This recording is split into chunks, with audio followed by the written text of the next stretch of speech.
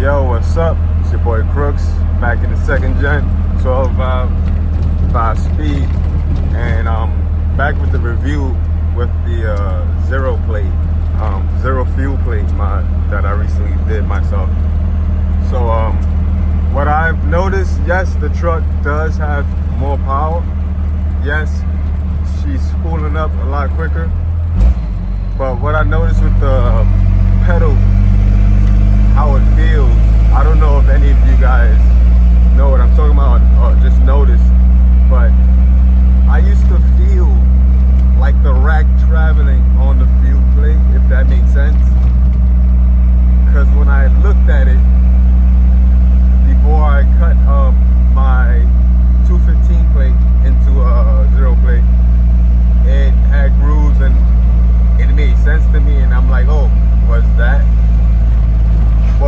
what I was feeling, or was that coil buying in the AFC? But I doubt it was coil buying, but who knows. But yeah, the truck is feeling a lot more better. We got power, taking it nice and easy, currently in fourth, about 1,000 RPM, lugging. But yeah, stay tuned, you guys. I got more videos coming up soon.